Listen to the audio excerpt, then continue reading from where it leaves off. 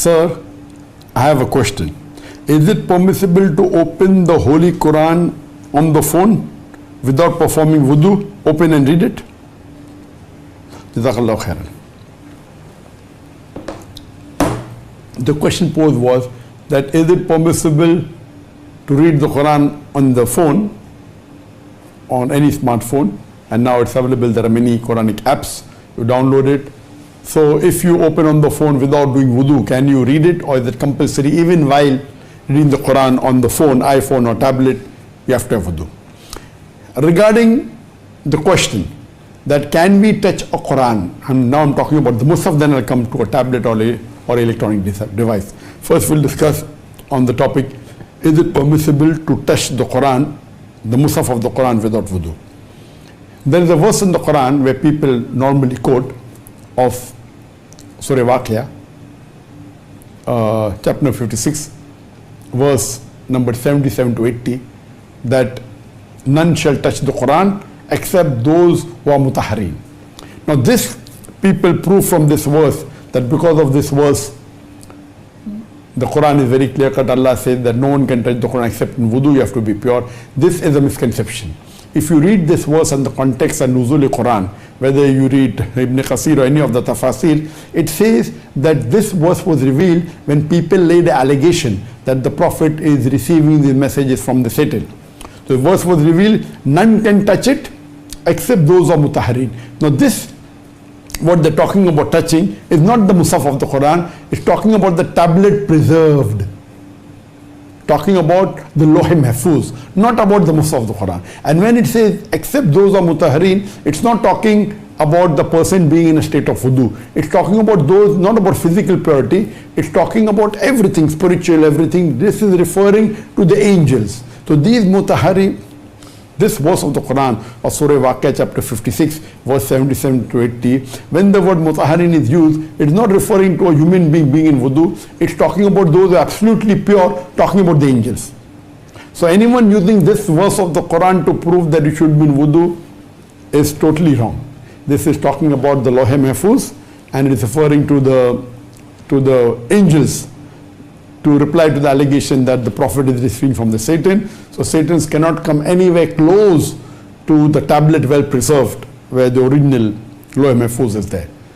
Now coming to the question that is it compulsory to be in wudu when you touch the Quran? There is no Quranic verse that tells you should be in wudu, but there is a hadith of the Prophet ﷺ that when he sent a letter to the people of Yemen, he said that none should touch the Quran except those who are pure. Now there is difference of opinion among the scholars whether is it fard for a person to be in wudu to touch the Quran. The majority of the scholars say yes, you should, because the word purity has 3 levels. That you should not be in najasat, and the Quran says that every mushrik is najas. Now here it's talking about impurity of soul, not impurity of body. So when they are saying that the mushrik is najas, means impurity of soul. That's one level of impurity. The second is if a person who is in janaba, he is in major impurity or ceremonial impurity.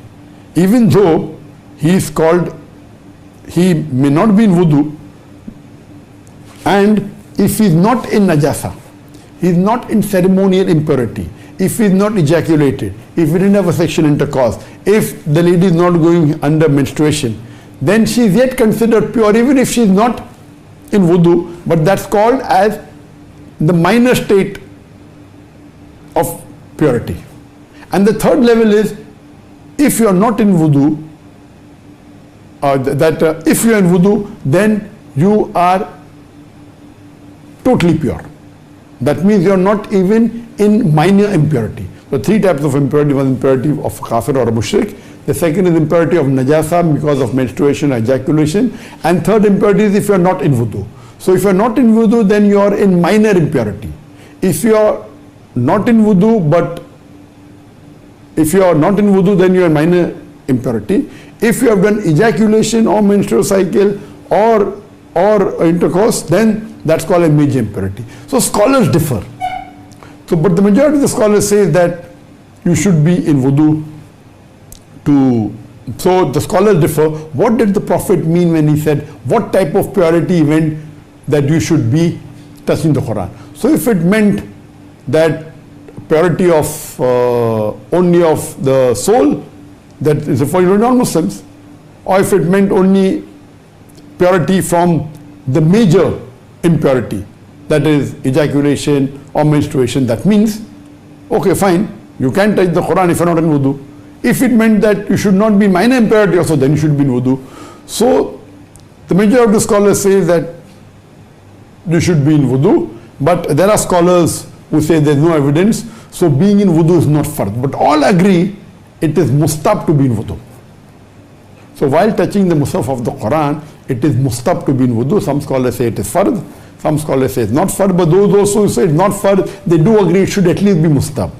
And scholars agree unanimously that if you are in major impurity, if you are in najasa, or if you are have done ejaculation or intercourse, then you should not touch the Quran physically. Now coming to the question that whichever scholars you believe in, whether it's a fard or not to be in fard, can we touch the mobile? Can we open the Quran on the mobile and read it, or on a tablet or on a computer or any electronic device? All the scholars unanimously agree that the ruling for touching a mushaf, a copy of the Quran, is not the same for an electronic device, whether it be a mobile phone, whether it be a smartphone, whether it be a tablet, whether it be a computer.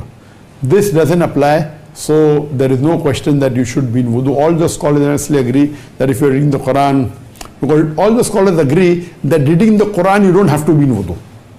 So if you open the Quran on iPhone and touch the iPhone, or on a tablet and touch the tablet, or on a laptop or touch the laptop, or on a computer touch the computer, all scholars unanimously agree that there is no requirement to be in wudu when you're reading or touching the iPhone or the smartphone or the tablet or a laptop or a computer.